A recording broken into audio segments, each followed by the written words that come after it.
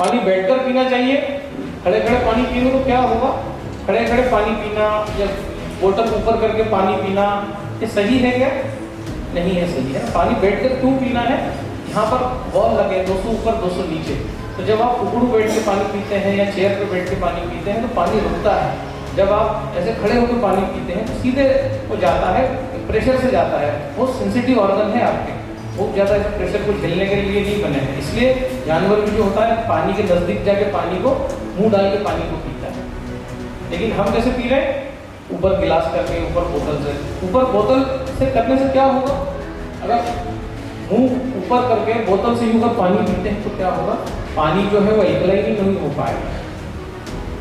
पानी को एल्कलाइन करने के लिए लाभ है मुंह के अंदर जो भगवान ने दी। पानी जब हम ग्लास को मुंह लगा के, बोतल मुंह लगा के पिएंगे तभी जाके वो पानी में लाभ मिक्स होगी, पानी एल्कलाइन शारीर बनेगा। ठीक है। अब खाना खाते समय हम पानी पी सकते हैं क्या? पी सकते हैं। तो कौन सा पानी पी सकते हैं? अगर मैं सब्जी रोटी खाता हूँ, मेरी थाली में दाल नहीं है, मांस मछली अंडा नहीं है, दूध नहीं है, तो मैं नॉर्मल पानी पी सकता हूँ 8.5 pH का, 9 साढ़े 9 पी सकता हूँ। लेकिन अगर मेरी थाली में प्रोटीन है तो मुझे 2.5 pH का पानी पीना चाहिए। उससे क्या होगा? कभी भी आपका क्रिएटिनिन नहीं बढ़ेगा, आंखों के आसपास जो कॉफी में सूजन आती है वो नहीं आएगी, प्रोटीन पच के ऊर्जा में कन्वर्ट होगा, जो नॉट यूजेबल है वो लैट्रिन से निकल जाएगा।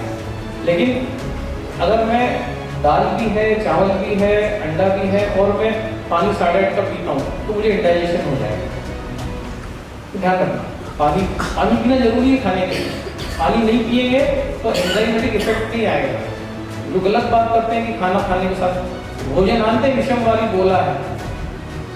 भोजन के बाद पानी पीना विष के समान है। भोजन करते समय पानी पीना इसलिए जरूरी है कि जैसे सिलबट्टे पे आप चटनी पीसते हैं तो कैसे पानी का छींटा देते हैं तब जाके उसमें से रस निकलता है। ऐसे ही जब आप चबा चबा के भोजन करते हैं और जब पानी पीते हैं घुट घुट घुट घुट घुट घुट तो वो उसमें जो है पूरा उसमें से रस निकलते हैं, एक्सट्रैक्शन होता है, एंजाइम्स जो होते हैं वो सारे सक्रिय होते हैं। तो हाइड्रेशन जरूरी है जब आप भोजन कर रहे हैं। अगर यहाँ मैं पनीर की सब्जी खा रहा हूँ और मेरे पास ककड़ी नहीं है तो क्या होगा? हाइड्रेशन ही नहीं मिलेगा। पनीर पूरा डिहाइड्रेटेड है, दूध को सुखा के पनीर बना दिया है। अगर मेरी थाली में अगर गाजर नहीं है, चुकंदर नहीं है ना, जो लोग भी नॉनवेज खाते हैं अगर वो चुकंदर नहीं खाएंगे तो परेशानी में आ जाएंगे, क्योंकि सबसे ज्यादा फास्फोरस चुकंदर में तो है ना। बंगाल में मेरा प्रोग्राम हुआ तो हमने बताया बंगाल में कि भाई यहाँ सुबह से मछली खा रहे हैं, मछली तो खा रहे हैं, मछली का टी शर्ट, मछली की साड़ियाँ भी पहन रहे हैं, कितना लगाव है मछली से। जहाँ देखो सुबह से मछली, तो अब कितने पूरा बंगाल बीमार रहते थे, पूरा बंगाल बीमार। एक गांव तो ऐसा है जहाँ हर आदमी को डायलिसिस हो रहा है। तो रीजन की ये जो सब चीजें हैं, प्लेट में मछली है लेकिन चुकंदर नहीं है, मछली के साथ दूध भी है। तो कहने का मतलब है दूध भी नहीं पी सकते आप। 11 साल की उम्र के बाद दूध नहीं बचेगा। जो दूध का शौकीन है, दूध पीता है और उसकी उम्र ज्यादा है, उसके घुटने खराब ना हो ऐसा देखा नहीं है। 11 साल के बाद जो रेनिन जो एंजाइम होता है जो दूध को पचाता है वो बनने ही बंद कर देती बॉडी। आपको जरूरत ही नहीं है 11 साल बाद। अगर आप दूध पिएंगे 11 साल बाद तो बॉडी खराब हो जाएगी, डाइजेस्ट नहीं होगा दूध। आप शौक से पियो दूध लेकिन पचेगा नहीं दूध 11 साल बाद। 11 साल की उम्र के बाद दूध की जरूरत ही नहीं है। तो भी ये मैंने बता दिया है आपको, खाना खाने के बाद कितनी देर पानी वाली सारा है, खाना खाते समय भी पानी पी सकते हैं, बता दिया है। अगर प्लेट में दाल नहीं हो तो 8.5, अगर दाल है, मांस मछली अंडा है तो 2.5 pH का पानी बिल्कुल पीजिए। आप टेक्नोलॉजी का यूज करिए। 2.5 pH का पानी पीने से दस्त लग जाए तो 2.5 pH का पानी पीजिए। किसी को भी दस्त लग जाए और ऐसे दस्त लगे हैं कि तो कोई इलाज नहीं हो रहा, अभी एम्स से लड़का आया हमारे पास, कोई इलाज नहीं हो रहा था, दस्त लग गया। हमने बोला कुछ मत करो, कि मेथी दाने को पीस के जो है 2.5 pH के साथ पी लो और कोई काम मत करो। एक काम बताया था, मेथी दाना और 2.5 pH और प्याज को पीस के जो है उसका जूस बना के पिए। मेथी दाना और 2.5 pH का पानी और प्याज का रस। और बाद में बोला कि 1 महीना सिर्फ केले पे रहना है। वो जो एम्स ने बोला था कि अब ये मरने वाला है लड़का, इसको ले जाओ ताकि रिश्तेदार आ जाए, वो लड़का क्रिकेट खेलते हुए वीडियो डाल रहा है। तो कई मिरेकल हमने लाइफ में करके दिखाए हैं। टेंट लग गया है, वहाँ कंडा लग गया है, वहाँ धुआं निकल रहा है और बस रिश्तेदार आ रहे हैं, बस अभी जाने वाली हैं और जो है हमने उनको यही सब हमारे जो नुस्खे हैं उनसे बचा लिया। लोग इंतजार ही करते रह गए, टेंट वाला भी और रिश्तेदार भी, कब जाए और कब हम पहुँचे। वो गई नहीं, आज भी जिंदा है, इसकी गोमूत्र की ताकत। तो इतना ताकतवर चीजें हैं सनातन में, शंख बजाना, ओम का उच्चारण करना, क्लैपिंग, है ना। अब सब चीज़ों पे ज़्यादा समय होगा बात करेंगे। अब देखते हैं कितना समय। ज़्यादा पानी पीने से बिल्कुल नुकसान होगा। अति सर्वत्र वर्जित, अति किसी चीज़ की अच्छी नहीं है। कोई बोले कि पानी से ही सब हो जाएगा, 5 एलिमेंट हैं उसमें से एक पानी है ना, अग्नि जल वायु मट्टी आकाश, तो उसमें से एक पानी है। आप बोले पानी पी रहूँगा मैं ना। एक संत है जो पानी में जिंदा है, जो दादा गुरु जी का फोटो दिखाएंगे, जो 1800 दिन से सिर्फ पानी पे जिंदा है। बाकी जो है और ऐसा कोई मिरेकल कर नहीं पाया, सिर्फ पानी में जिंदा है। वो एकमात्र संत है पूरे वर्ल्ड में, पूरा वर्ल्ड अभी आ रहा है, देख रहा है कि लेकिन वही ये काम करता है, पानी में जिंदा है। उसी पानी पीते हैं, नर्मदा के विशेष प्रकार के झरने से उनका पानी आता है और उस पानी का वो सेवन करते हैं। और वो भी कितना, सिर्फ 4 से 5 ग्लास। और 25 किलोमीटर दौड़ते हैं और वहाँ का टेम्परेचर होता है 43 डिग्री सेल्सियस, क्योंकि वहाँ चारों तरफ नर्मदा यहाँ पर चट्टाने हैं तो बहुत ज़्यादा टेम्परेचर होता है। लेकिन 4 से 5 ग्लास पानी पीते हैं। वो मिरेकल उन्होंने करके दिखाया, लेकिन उसके लिए उन्होंने कितना तप किया है उसको तो दादा गुरु ही जाने कि उन्होंने कैसे ये किया। लेकिन वो सिर्फ नर्मदा का विशेष झरने का ही पानी पीते हैं और वो जिंदा है, 1800 दिन से जिंदा है। वो झाड़ को टच करते हैं तो एनर्जी ले लेते हैं। देखो समय मिला तो वीडियो सब बताएंगे आपको। ब्लड प्रेशर छोटी छोटी चीजें हैं, जांचने का मैंने तो ओंकार का आपको बता दिया कि ओंकार को उच्चारण करिए जब भी बीपी बढ़ जाए। कड़वी चीजें नहीं खाने से बीपी बढ़ता है। जब आपके बॉडी में कड़वा रस, 6 रस होते हैं, खट्टा मीठा नमकीन, कड़वा तीखा कसेला, कड़वे रस की कमी से बीपी बढ़ता है। तो जब भी आपका बीपी बढ़े, समझ लेना कि मेरी बॉडी को करेला जाना चाहिए, गिलोय जाना चाहिए, मुनगा की फली जाना चाहिए, कड़ी पत्ता जाना चाहिए। 4-5 चीजें अगर मेरी बॉडी में नहीं है तो मेरा बीपी बढ़ेगा और कोई कारण नहीं होता बीपी बढ़ने का।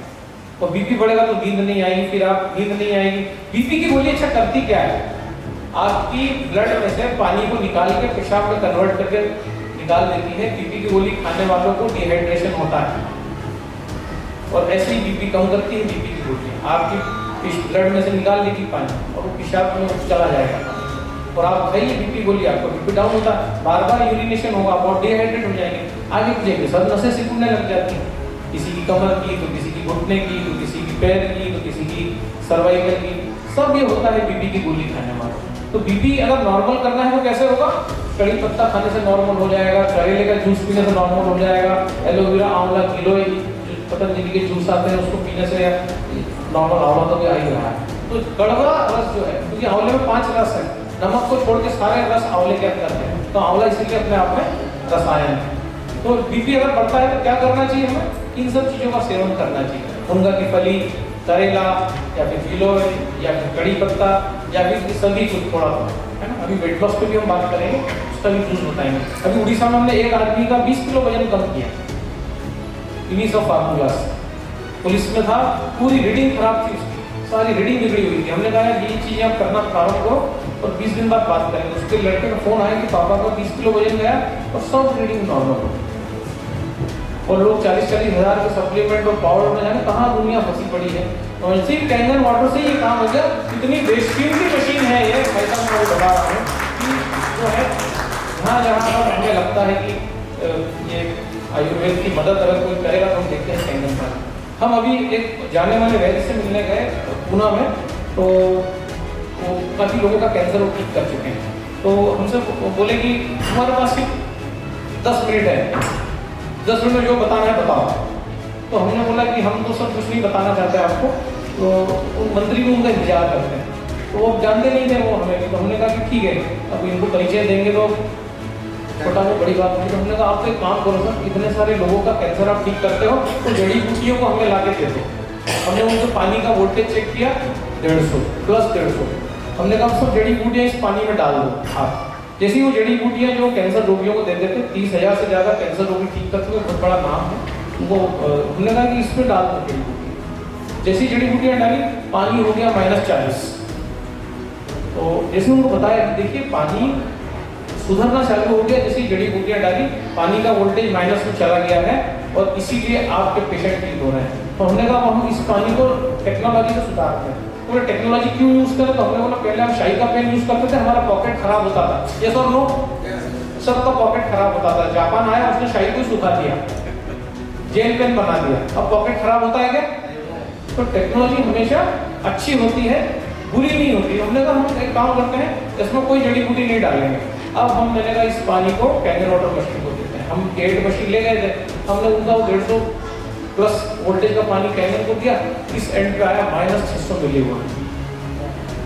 हम उनके साथ 3 घंटे बैठे रहे और उन्होंने अपने दामाद को ना सबको मशीन दे दी, बोले सबको लगाना पड़ेगी। बोले मैं समझ गया कैंसर क्यों ठीक हो रहा है, क्योंकि +30 पे कैंसर होता है, -30 पे नए सेल बनते हैं, कैंसर रिवर्स होता है। हम -600 मिलीवोल्ट का पानी अगर देंगे, उसमें अगर कोई जड़ी बूटी देंगे तो 100% जो है कैंसर रिवर्स होता है। और कितने लोग ऐसे मैंने देखे जो मेरे टच में, जिनका कैंसर जा रहा था आ रहा था, जा रहा था आ रहा था, कैंसर जाता है फिर आता है 3-4 साल, फिर जाता है फिर आता है। हमने इसी पानी पे जो अभी कुछ फॉर्मुलेशन बताएंगे आपको, ग्रीन जूस, रेड जूस, सबसे अच्छा क्योंकि उसमें पीपल का पत्ता होता है। जैसे हमको रिसर्च पता पड़ा, हमने पीपल का पत्ता, पारिजात का पत्ता, कद्दू, लौकी, धनिया, इसका हमने एक जार बनाया कांच, उसमें हमने 9.5 pH का पानी डाला ताजा निकाल के, और हमने कहा ये सब पत्तों को इसमें डिप करो और इसका जूस बना के पियो एक आधे घंटे बाद। और एक बनाया हमने रेड जूस का जार, लाल जार, एक पे लिखा ग्रीन जूस जार, एक पे लिखा रेड जूस जार। रेड में हमने 2 चुकंदर डाल दिए, 4 गाजर डाल दिए, टमाटर डाल दिए, सारी लाल चीजें, एप्पल डाल दिया, अनार डाल दिया। हमने कहा इसको 30-40 मिनट इस पानी में रहने दो, और हमने उसको बोला रेड जूस। जो सनातन की जो पद्धति है कैंसर की 3-7-11, मतलब 3 दिन सिर्फ ये जूस लेना, चौथे दिन पका भोजन करना, फिर उसके बाद फिर 7 दिन ये जूस करना, फिर 8वें दिन पका भोजन करना, फिर 11 दिन फिर ये जूस पीना, फिर 12वें दिन पका भोजन करना। मतलब 1 महीने में सिर्फ 3 बार पका हुआ भोजन करना, बाकी 21 दिन पूरा एक ग्रीन जूस और रेड जूस को पीना। हमने बताया लोगों का कैंसर जो है रिवर्स हुआ, ऐसा रिवर्स हुआ कि वापस नहीं आया। इस टेक्निक 3-7-11 टेक्निक मैंने इसको नाम दिया 3-7-11। ग्रीन जूस, उसके बाद red juice, green juice, red juice. और वो कोई कैंसर के लिए नहीं था, वो सनातन का फार्मूला था जवान होने के लिए, एंटी एजिंग फार्मूला था वो। और वो हमने कहा यार लेट्स ट्राई ऑन कैंसर, और लोगों का कैंसर जो गया वापस नहीं आया। तो जैसे ही उन्होंने पका भोजन चालू किया, फिर कैंसर रिवर्स हो गया। इतना पावरफुल है अभी हमारा फार्मूला। 1 लाख लोगों ने उस वीडियो को देखा, फॉलो किया कि 3-7-11 क्या होता है। वो एक्चुअली था प्रोटोकॉल की 40 साल उम्र है तो 25 साल कैसे जीते, वो एंटी एजिंग प्रोटोकॉल था जो हमने कैंसर में ट्राई किया, और हमने देखा कि कैंसर रिवर्स होने का। तो बहुत कुछ अभी हम आपसे शेयर करेंगे, देखते हैं कितना का समय है। तो ब्लड प्रेशर पर अभी बात किया। ब्लड प्रेशर अगर आपका जो भी उम्र है 100 जोड़ दीजिए, जैसे मेरा एज कितना है 50, तो मेरा ब्लड प्रेशर 150 जाता है, इट इज नॉर्मल। जो भी आपका एज है उसमें आप जोड़ सकते हैं। और अगर आपको लगता है कि इससे ज़्यादा है तो सबसे बढ़िया ओंकार का उच्चारण 10 मिनट, 15 मिनट, 20 मिनट, और उसके बाद कड़वी चीज़ों का सेवन, 2 छोटे करेले या ड्रमस्टिक है, या फिर आपका एलोवेरा का आंवला गिलोय का जूस, जैसा आपको लगे। सब करने की जरूरत नहीं है। तो लो बीपी वाला कड़वी चीज खाएगा तो क्या होगा,